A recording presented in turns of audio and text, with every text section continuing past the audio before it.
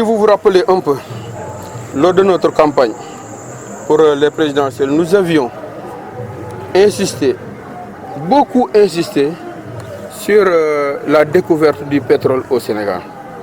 Parce que nous savions les enjeux qui étaient derrière.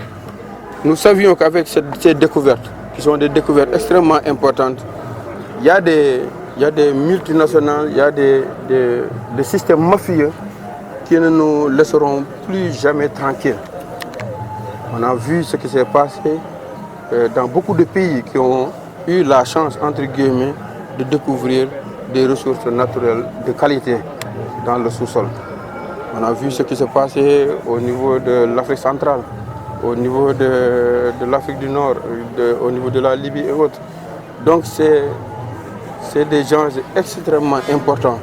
Et nous, dans notre campagne pour les présidentielles, on ne faisait que sensibiliser les Mbourois et les Sénégalais en général sur la nécessité de maintenir le président Macky Sall pour lui permettre de finaliser tout ce qui était en train d'être fait avant 2024, pour nous permettre de pouvoir bénéficier au maximum de ces ressources naturelles et dans la paix. Parce que nous savions également qu'il y a beaucoup d'opposants qui étaient financés et accompagnés par des firmes qui ont tout fait pour avoir des contrats d'exploitation de notre pétrole, mais qui malheureusement, avec la loi de la concurrence, n'avaient pas eu la chance de bénéficier de ces contrats. Le seul recours qui restait, c'était d'être derrière certains opposants, essayer d'usurper le pouvoir et reconsidérer tout ce qui a été fait dans le cadre de la contractualisation pour l'exploitation de notre pétrole. Cette entreprise mafieuse n'a pas fonctionné. Et les populations ont préféré reconduire le président Macky Sall. Cette entreprise étant vouée à l'échec, ils ont trouvé une autre méthode qui consiste à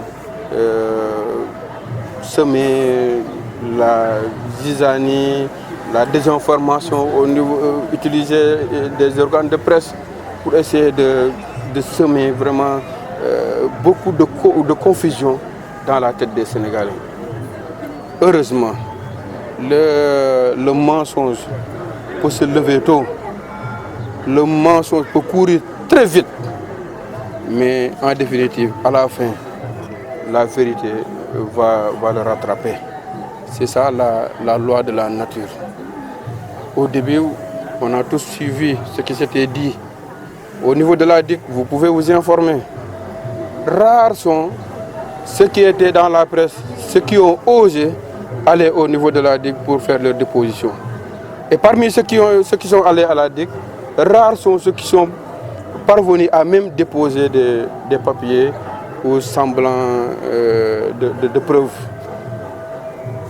Et beaucoup d'entre eux se sont dédiés devant les enquêteurs. Cela montre qu'il est facile, dans les réseaux sociaux ou au niveau de la presse, de dire certaines déclarations. Mais ce qui est plus difficile, c'est de les prouver. Heureusement, nous avons un État qui est là, un État fort. Nous avons une justice qui est là, une justice qui sait prendre ses responsabilités au bon moment. Et la justice a pris ses responsabilités et est en train de faire un travail extraordinaire pour faire éclore la vérité par rapport à ces contrats de pétrole.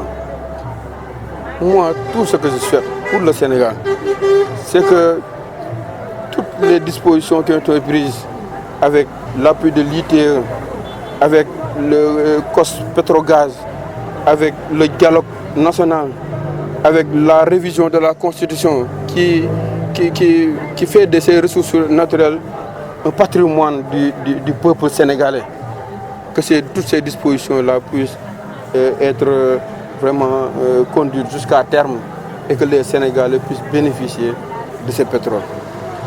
Un pétrole qui, pour sa découverte, nécessite énormément de moyens que le Sénégal n'a pas. Et pour son exploitation, ça nécessite davantage de moyens. Il ne faut pas qu'on se leurre.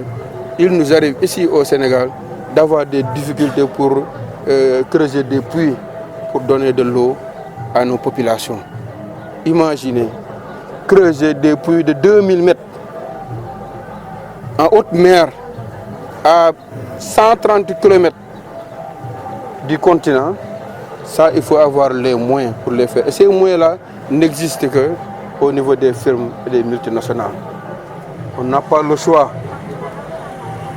Et c'est heureux que le président de la République avait même, avant la confirmation de ces découvertes, pris certaines décisions comme la création du Fonds 6 qui va permettre de réserver des ressources, de réserver de l'argent pour les générations futures. Le président a réfléchi sur le présent, mais également il a réfléchi pour les générations futures. Et ce pétrole-là va bénéficier au Sénégal et pour les Sénégalais d'aujourd'hui, mais également pour les Sénégalais de demain. Moi, je demande à tout le monde de se calmer. On a une opportunité inouïe pour faire de notre Sénégal un pays émergent. On a une opportunité vraiment extraordinaire pour développer notre pays, pour permettre à nos jeunes d'avoir des opportunités d'entrer définitivement dans le marché du travail, pour faire des infrastructures ici au Sénégal, des infrastructures modernes de dernière génération, comme les infrastructures qu'on voit au niveau des Émirats arabes unis, au niveau de Bahreïn et dans ces pays du Golfe. On a l'expertise, on a la démocratie qu'il faut, on a les leaders qu'il faut, et Dieu nous a donné, avec les prières de nos guides religieux, l'opportunité d'une découverte très importante en ressources humaines, en ressources naturelles, du pétrole en grande quantité, mais également du gaz. Ça va nous permettre vraiment de faire des pas de géant vers l'émergence tant rêvée au Sénégal.